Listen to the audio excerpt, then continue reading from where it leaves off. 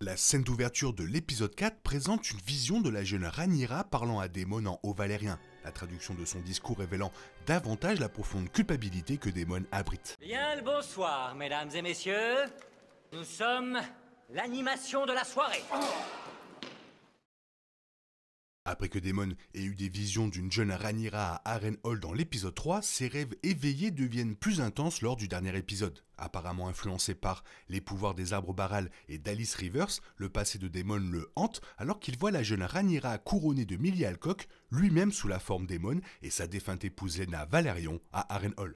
Au début de la vision de Daemon, la jeune Rhaenyra lui parle en haut valérien, bien que ses paroles soient étouffées jusqu'aux dernières phrases. Il est clair que le discours de Rhaenyra, manifesté par sa propre culpabilité, blesse profondément Daemon, car il répond en décapitant Rhaenyra après qu'elle ait mentionné que Viserys l'aimait plus qu'il ne l'aimait. Alors que les derniers mots compréhensibles et traduits à l'écran de la jeune Rhaenyra résument une grande partie de ce que Daemon craint et dont il a honte, le reste de son discours en haut valérien le coupe encore plus profondément.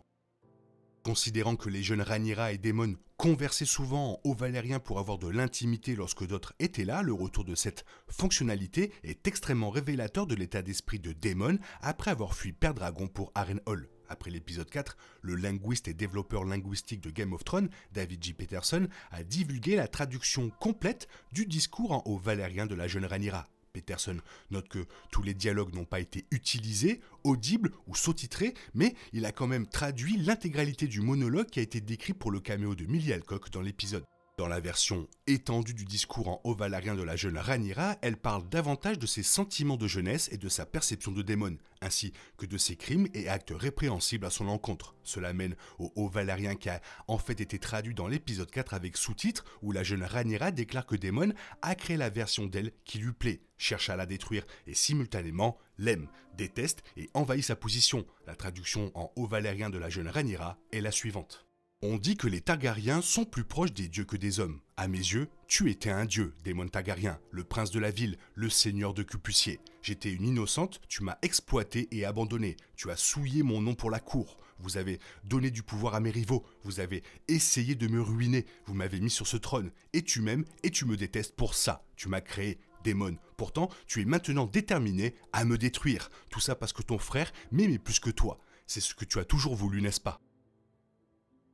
Le dialogue en haut valérien de Rhaenyra est évoqué dans l'esprit de Daemon comme une projection de sa culpabilité et de son envie, qui ont pleinement pris forme lorsque Rhaenyra avait l'âge où Milly Alcock l'a représenté dans la saison 1. C'est aussi l'âge auquel Daemon avait la plus grande influence sur celle-ci, comme c'était le cas lorsqu'il a aidé à s'engager sur un chemin qui la révélerait et la condamnerait à la fois par trahison et par désir égoïste. Par conséquent, lorsque ces mots durs, prononcés dans le langage qui renforçait la nature interdite et intime de leurs conversations et interactions, sortent de la bouche de la jeune Rhaenyra, Daemon voit ses torts avec plus de clarté et de douleur. Les commentaires en haut valérien de la jeune Rhaenyra dans l'épisode 4 commencent par souligner à quel point elle l'admirait et l'aimait à cet âge. Daemon était un héros pour la jeune Rhaenyra et l'une des rares personnes à la cour à la comprendre, et elle comprenait le pouvoir qu'il détenait sur elle en tant que jeune adolescente, impressionnable et incomprise. Cependant, comme le dit la jeune Rhaenyra, Daemon a pris connaissance de son engouement et de sa naïveté et l'a utilisé pour profiter d'elle et l'exploiter à son propre bénéfice avec Viserys. Lorsque Daemon a séduit la jeune Rhaenyra dans un bordel au Culpucier et l'a abandonnée là-bas, il savait que cela attirerait une attention négative qui pourrait ruiner son nom. En fin de compte, c'est le cas. Ce moment a donné du pouvoir à ses rivaux comme Otto Hightower, a souillé son nom à la cour en ruinant sa réputation et a tenté de sa ruine en la faisant presque déshéritée par Viserys. Ensuite, Daemon quitta complètement Port-Réal, épousa Laena Velaryon et abandonna Rhaenyra pendant une décennie en fuyant vers Pentos, la laissant se débrouiller seule pendant que les Verts conspiraient contre elle. Les actions de Daemon ont contribué à faire de Rhaenyra une femme qui lui en veut et est incapable de lui faire confiance, qui ne l'admire plus et ne l'idolâtre plus, et qui siège à sa place comme l'héritière légitime du trône de fer. Même si Daemon a sans doute épousé Rhaenyra et l'a placée sur le trône de fer à des fins égoïstes pour se donner la couronne et sentir que son pouvoir lui appartient, il la détestera toujours à un certain niveau parce que ce n'est pas lui qui porte réellement le pouvoir, la couronne, siège sur le trône et porte le titre de souverain. En réalité, c'est parce que Viserys aimait et faisait confiance à Rhaenyra plus qu'à lui, la seule chose que Daemon a toujours voulu par-dessus tout. En fin de compte, la plus grande puissance de Daemon dans House of the Dragon réside dans ses compétences de dragonnier et de guerrier. Daemon sait que tout ce que dit la jeune Rhaenyra en haut valérien est vrai, alors il se bat contre sa vision d'elle de la seule manière qu'il connaît, avec son épée. Daemon décapite la jeune Rhaenyra pour l'empêcher de prononcer davantage les mots vrais et durs qui l'ont si profondément blessé à ce moment-là. Mais avec la tête coupée de la jeune Rhaenyra continuant de lui parler dans l'épisode, il est clair que la tuer n'empêchera pas ses sentiments d'être vrais.